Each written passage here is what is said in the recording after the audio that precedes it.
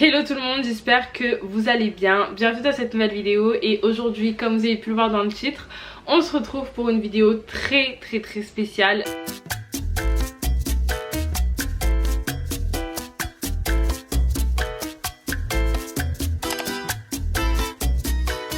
Je sais qu'il y a beaucoup de personnes qui vont se dire mais what the fuck, j'étais loin d'imaginer que la prochaine vidéo allait parler de ça. Mais aujourd'hui, comme vous avez vu dans le titre, on va parler de la fausse couche que j'ai pu faire et je vais vous expliquer un petit peu tout ce qui s'est passé ces derniers jours. J'ai beaucoup hésité avant de faire cette vidéo. Généralement les gens quand ils font une fausse couche ils ont peur d'en parler et c'est vrai que j'avais un peu beaucoup d'hésitation. D'ailleurs je sais toujours pas là à l'heure actuelle si je vais vous la publier cette vidéo. Mais écoutez, on va commencer par le commencement. Du coup je vais vous raconter comment c'est passé, enfin comment j'ai fait ma fausse couche. Mais en fait il faudrait aussi que je vous dise à quel moment je suis tombée enceinte, parce que vous étiez absolument pas au courant. Il y avait très peu de personnes qui savaient que moi et mon chéri, du coup on attendait un bébé parce que j'avais pas envie d'en parler pour l'instant. Avec mon chéri ça va faire 2 ans qu'on est ensemble. J'ai arrêté la contraception mais dès le début qu'on s'est mis ensemble avec mon chéri en fait. J'avais pas envie de continuer à prendre la pilule que je prenais avant. Tout simplement c'était un choix personnel, je la prenais jamais à l'heure, je suis tête en l'air. Ça me saoulait de me dire que je dois prendre un médicament tous les jours. Je me suis dit écoute j'arrête et puis on fera sans et puis si ça doit arriver, ça arrivera. Avec mon chéri, on en avait déjà parlé. Je pense que quand t'es bien avec une personne, c'est un sujet que forcément tu vas aborder, tu vois. Genre quand tu te sens vraiment bien, peu importe que ça fasse 3 jours. Bon, non, n'abusons pas. 3 jours, c'est un peu frais. Mais je sais pas, que ça fasse 2 semaines ou quoi. Des fois, t'as un coup de foudre où t'as une personne avec qui tu t'entends super bien, que ça fusionne de suite. T'as l'impression que ça fait comme si ça faisait 15 ans que vous étiez ensemble. Et ben forcément, quand tu te sens bien avec la personne, tu vas commencer à parler de ce sujet qui est un sujet important dans une vie de couple, hein, on va pas se mentir. Enfin, pour certains, parce que je sais que pour d'autres, c'est carrément pas un sujet important. Ils s'en battent les couilles. Et chacun fait ce qu'il veut. Mais en tout cas, c'est vrai que moi, à partir du moment où je me suis sentie bien avec lui, on a commencé à en discuter. Vraiment, rien de sérieux. Genre en mode de ah, tu m'as dit si on a des enfants, comment ils vont être, ils vont avoir un caractère de merde comme nous et tout. Enfin bref, plein de petits trucs qui ont fait que en juin, j'ai partagé cette information et je me rappelle que sur la route, j'avais eu une discussion avec ma meilleure pote et ma soeur et je disais ouais, nous on aimerait bien avoir un enfant et tout, nanani nanana. Mais c'était vraiment que des paroles, tu vois, je n'imaginais pas encore que ça allait arriver aussi vite. Assez mai en fait, début juin, donc moi qui parle de ça et tout à la légère et tout, et je vois que mes règles n'arrivent pas en fait, elles arrivent pas, genre vraiment pas, genre toc toc toc, je suis les règles, je suis pas là. Les seins ont commencé à gonfler mais des obus, genre vraiment je me suis dit bah il y a un problème, je n'ai jamais eu cette aussi forte poitrine, tu vois, donc je me suis dit non il y a un problème, enfin un problème, il y a des symptômes surtout, je voyais. Mais j'avais pas envie de faire un test parce que j'avais peur. Au fond de moi je voulais trop, enfin j'étais ok à avoir un enfant mais je me disais, tu vois c'est que des paroles. Genre quand ça arrive vraiment tu te dis est-ce que je suis prête moi-même, l'enfant que je suis avec mes parents, à avoir mon propre enfant. Fin juin j'ai pas vu mes règles arriver, début juillet je me suis dit bon au bout d'un moment va quand même falloir faire un test. Donc je l'ai fait, il y avait ma soeur qui était au courant et il y avait aussi une des danseuses parce qu'on partageait notre chambre à ce moment là, elle était venue faire la tournée, enfin la saison avec nous. Donc j'ai fait mon test, d'ailleurs je l'ai pris en photo parce que le matin où j'ai fait le test on partait en festival pour une tournée de danse. J'avais pris le test avec les 2 barres positifs et il était 5h43 et on était le 10 juillet. Donc c'était vraiment, voilà, c'était très récent, on était le 10 juillet et les 2 barres se sont affichées d'un coup. Donc quand j'ai vu ça, en fait j'ai pleuré dans les toilettes, solo, à 5h du matin. Voilà, parce que en fait je me suis dit, waouh, je suis vraiment enceinte. Je sais pas si je pleurais de joie, si je pleurais de tristesse ou si je pleurais parce que j'avais tout simplement peur de la situation actuelle et de ce que je voyais. Mais en tout cas j'ai pleuré et après du coup je l'ai annoncé à mon chéri et tout s'est bien passé. Enfin en fait lui il était trop content et puis au final moi aussi j'étais trop contente et les jours sont passés, on était trop contents. Et donc je reviens de Toulon de ma tournée et je me dis bah peut-être qu'il faudrait que je l'annonce à mes parents, voilà, parce que mes soeurs sont au courant et tout. J'avais vraiment besoin de le dire à mes soeurs avant parce qu'on sait très bien, les frères et sœurs ils sauront te guider, tu vois, ils sauront te dire là maman et papa ils vont te défoncer, ou là tu vois vas-y dis-leur, ils vont être contents. Donc du coup j'en avais parlé et tout et en fait j'avais envie de leur dire mais je savais pas comment leur dire et c'était vraiment ce qui me stressait le plus.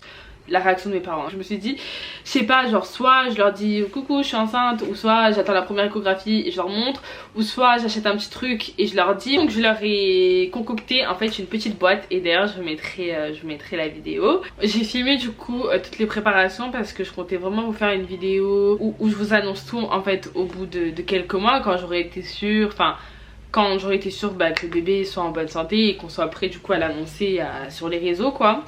Et du coup donc j'ai filmé les préparations de la petite boîte que j'avais faite du coup pour mes parents. Aujourd'hui it's un grand jour, on est parti ce matin, c'est levé tôt pour aller acheter de quoi alimenter ma boîte, parce que du coup en fait je vais leur faire une boîte et dedans je vais mettre le test.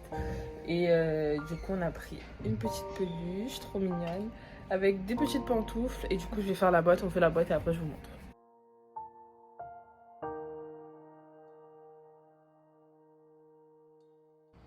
Petite box préparée, on a les petits chaussons, le doudou et le test que j'ai mis en dessous bien caché, et ça on va fermer et voilà. Donc du coup le lendemain j'ai pris ma petite boîte, on s'est préparé avec mon chéri, il a fini le travail, et entre midi et 2 on est parti leur annoncer que du coup on attendait un bébé. J'ai même pas eu le temps de parler, je leur ai juste tendu la boîte, et quand ils l'ont ouvert bah, on a tous pleuré, mais vraiment tous pleuré, genre pendant 2 minutes on était tous en train de pleurer, on se faisait des câlins et tout, et au final j'étais grave soulagée. Mais vraiment soulagée à partir du moment où je me suis dit mes parents sont au courant et sont contents pour nous.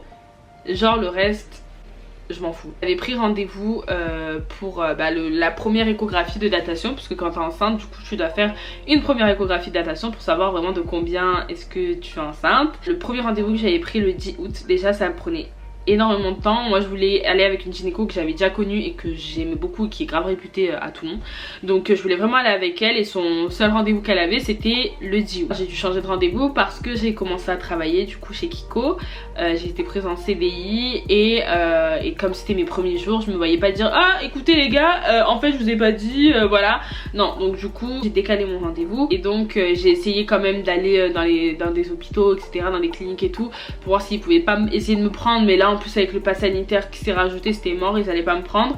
Du coup donc j'ai dû attendre, et au final mon rendez-vous était une semaine après. Donc du coup j'ai dit ok cool et tout. Tout le monde savait que j'avais mon premier rendez-vous, que j'avais la première échographie, et ils disaient ouais on a trop hâte et tout de savoir de combien t'es enceinte exactement et tout, parce que voilà moi je leur avais dit approximativement de combien j'étais enceinte. Pour moi j'étais enceinte, j'allais être enceinte de 3 mois du coup. On allait arriver vraiment aux 3 mois parce que mes dernières règles dataient de mai, donc ça faisait juin, juillet, et là fin août voilà j'étais dans mon 3e mois en fait. Et du coup vient le moment de l'échographie. D'ailleurs je vous laisse, puisqu'en fait j'avais commencé à vlogger et en fait on arrivait à 3 mois et j'allais vraiment vous le dire, et donc je commençais à un peu filmer tout et j'allais vous dire voilà on attend un bébé, genre en fait j'étais tellement proche des 3 mois et j'attendais tellement ce moment pour pouvoir parce que je le cachais pas, en vrai je le cachais pas, mais comme je vous dis tout j'avais vraiment hâte de pouvoir le dire, et voilà. Et donc du coup on est arrivé au rendez-vous, et donc je vous laisse avec les images du rendez-vous. On est dans la salle d'attente. Que t'as hâte. On nous a dit que normalement on allait entendre le cœur du bébé. J'espère que c'est vraiment le cas. Et du coup j'ai fait ma prise de sang là. Genre je suis passée à 20 alors que j'avais rendez-vous ici à 20, mais ça restait à 5 minutes, et le mec il a mis 2 minutes, tout tant mieux. On se retrouve 1 heure plus tard, la gynéco elle a 1 heure de retard. Et donc là en fait c'était les vidéos, tout ce que j'ai filmé avant le drame on va dire, parce que en fait littéralement on n'était vraiment pas prêt à ce qui est arrivé après. J'avais juste trop hâte de savoir. En plus on m'avait dit que à la première échographie on allait entendre son cœur battre et tout, donc vraiment j'étais dans une optique où je voulais juste voir et se ressortir avec l'échographie et me dire purée ça y est on l'a vu pour la première fois. Donc du coup on rentre dans la salle, et donc je m'installe, et tu sais l'ambiance elle est très t'es dans une salle noire, enfin c'est éteint, la lumière est éteinte, et c'est vraiment un moment où tu te consacres que à ton bébé en fait. Et donc elle commence à passer la machine sur le ventre, et je vois à sa tête qu'il y a un truc qui va pas, tu vois. Elle me dit ah là pour moi le bébé il a plus 8 semaines, donc j'étais bien enceinte ça c'est sûr, mais pour elle le bébé elle pensait que j'étais plus à 8 semaines. Donc je me suis dit, de là, en fait je me suis pas inquiétée au début, tu vois, je me suis pas inquiétée.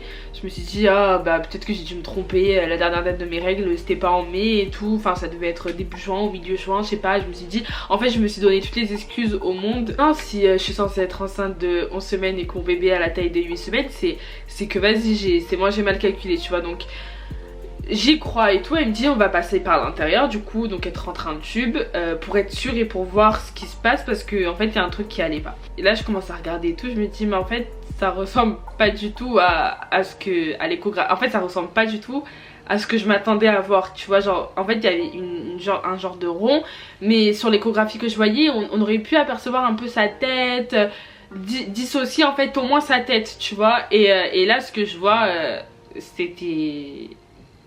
c'était bref. Du coup ensuite donc elle garde encore la caméra et là elle me dit écoutez madame, il y a bien une grossesse. Je sais même pas pourquoi je me suis maquillée, mais en gros elle me dit que ça fait du coup 3 semaines que le cœur du bébé a arrêté de battre. Et à ce moment là du coup moi dans ma tête il y a juste cette phrase qui résonne. En fait je suis tellement tombée de haut et j'étais tellement pas prête à entendre ça que j'écoutais même pas ce qu'elle me disait. Et bon la pauvre je lui ai même pas répondu quand elle m'a parlé, mais en fait j'étais plus là. Je suis désolée, la lumière elle est en train de changer, y a rien qui va. Je suis là, je suis en PLS. Mais en fait ce qui est dur c'est de se dire que en fait pendant les 3 dernières semaines je continuais à pas à lui parler, mais voilà, enfin mon chéri me faisait des bisous sur le ventre, il y avait plein de petits trucs, et de se dire qu'en fait on faisait tout ça alors qu'au final ben, il était plus là quoi. Je suis désolée, je me suis mis à mort, il n'y a rien qui va. Elle nous a dit oui vous pourrez prendre des vitamines pour avoir plus de chances de retomber enceinte ou que le bébé tienne, parce que des fois les fausses couches c'est génétique, ou des fois c'est peut-être que c'était moi au final qui avait un problème. Mais on était tous pas préparés à que ça prenne cette tournure, parce que je jure vraiment que tout le monde était en mode aujourd'hui on va enfin savoir de combien de temps t'es enceinte, ça va être trop bien, on va voir son échographie et tout. Et au final on est arrivé en disant que ouais bah que son cœur il battait plus, et c'était ça le plus dur, c'était de me dire que ça faisait 3 semaines, genre 3 semaines quoi, et que j'ai rien vu venir, genre j'ai rien senti, et j'ai pas eu de saignement, j'ai pas eu de malaise. Enfin je me dis il y a des filles qui font des fausses couches, elles le sentent, ou alors elles ont des symptômes, elles ont des saignements, elles ont mal au ventre. Moi vraiment il y avait tout qui allait bien, et même maintenant que je fais le calcul de il y avait 3 semaines avant, il y avait rien quoi. Bref.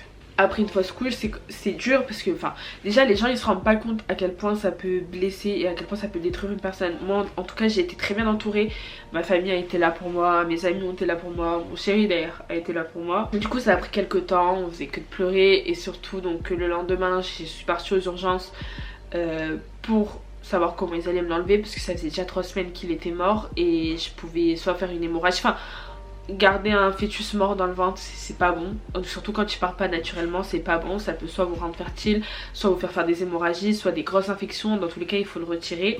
Et du coup j'y suis allée le lendemain, je voulais prendre rendez-vous, elle m'a dit non vous prenez pas rendez-vous, en fait vous venez directement aux urgences. Et du coup j'ai vu un gynéco qui en fait même là à ce rendez-vous je me disais purée tant cette gynéco elle s'est trompée, et tant en fait il est toujours là et tout, genre j'ai gardé espoir alors que non. Donc j'ai eu le choix entre la façon médicamenteuse ou l'opération. Donc là je passais en opération, et avec une machine il venait en gros me l'aspirer. Je sais pas trop bien comment vous décrire, mais vous avez toujours 2 options, soit les médicaments, vous prenez un médicament et après il va sortir par votre vagin, voilà, ou soit il vous l'aspire. Et du coup donc moi c'est vrai que je préférais le faire chez moi. En fait j'étais déjà triste, j'étais déjà pas bien, et je voulais pas rajouter ce stress, parce que moi ça me stressait de ouf de savoir que je pourrais être opérée ou quoi. Donc j'ai décidé de faire la façon médicamenteuse. Donc du coup j'ai pris le médicament. Au début tout s'est bien passé, j'ai pas eu de douleur. Le soir on avait prévu d'aller du coup à la fête foraine, et même là-bas j'ai eu une grosse peluche, parce que du coup pour me remonter le moral. Donc du coup le soir on est parti à la fête foraine, et là encore une fois j'avais pris le médicament, mais vraiment tout allait bien en fait. Je me sentais bien, sauf à un moment où j'ai commencé du coup à avoir un peu des crampes en fait, et surtout à avoir un flux de sang mais hyper abondant, c'est à dire que quand je me levais on aurait dit que j'ouvrais un tuyau, genre vraiment sans vous mentir, on aurait dit qu'on ouvrait un tuyau, que l'eau tombait et après ça stoppait. Mais vraiment à un moment je me suis dit non c'est pas possible, là c'est pas possible. Du coup je suis partie aux toilettes alors que je déteste les toilettes de la fête foraine. Je suis partie aux toilettes et une fois que j'ai baissé mon pantalon c'était l'apocalypse. Je me suis dit non c'est pas normal et tout, qu'est-ce qui se passe, je suis en train de mourir en plus de ça tu vois. Donc et je suis trop dans la bulle. Et vaut mieux en rire là que j'ai arrêté de chialer plutôt que de pleurer. Du coup donc je suis partie à la douche et j'ai perdu des cailloux de sang qui faisaient cette taille à peu près. Ouais à peu près cette taille, des énormes cailloux de sang. C'est vraiment dur, mais que ce soit physiquement ou émotionnellement, déjà t'as des douleurs.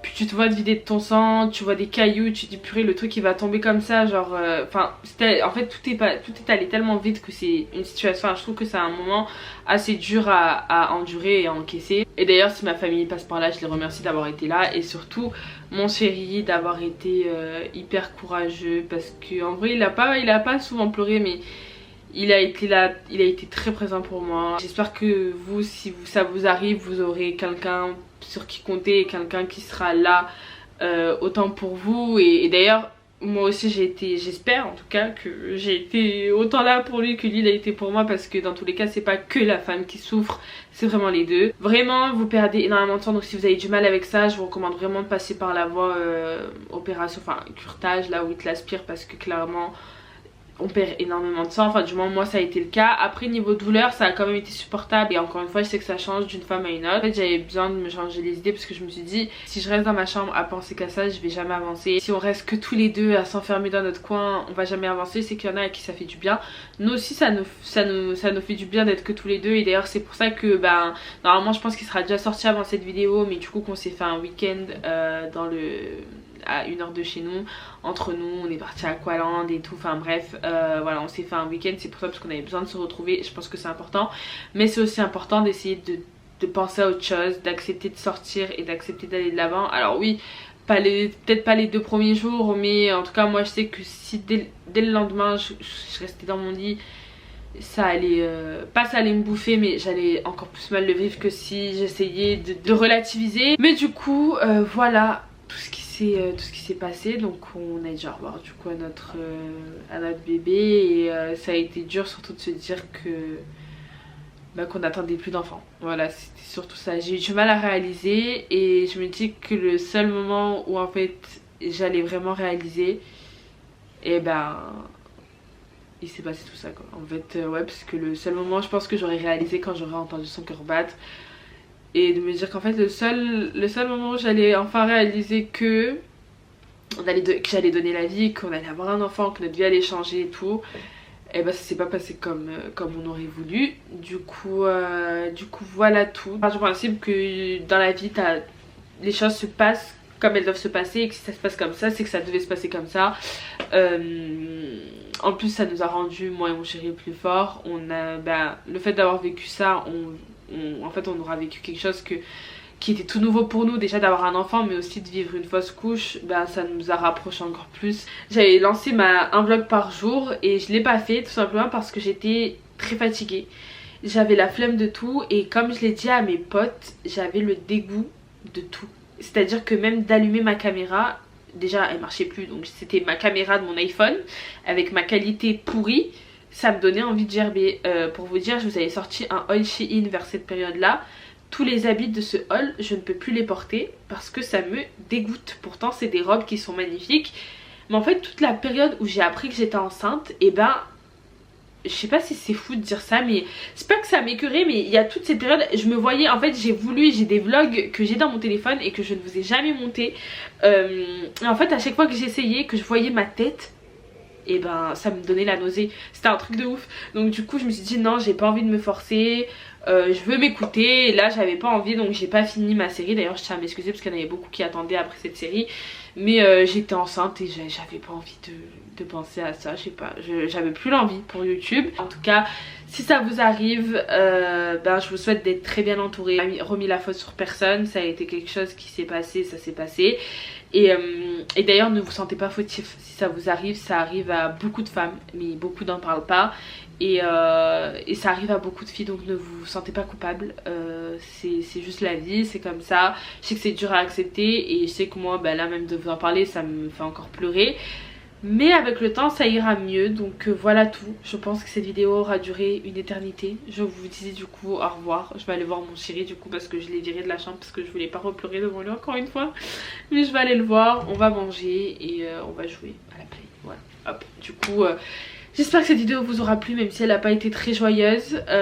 S'il y a des filles qui sont passées par là et qui se sentent de raconter un peu leur témoignage, parce que je sais qu'il y a des filles qui le vivent très mal, bah, n'hésitez pas à le faire en commentaire ou vos conseils.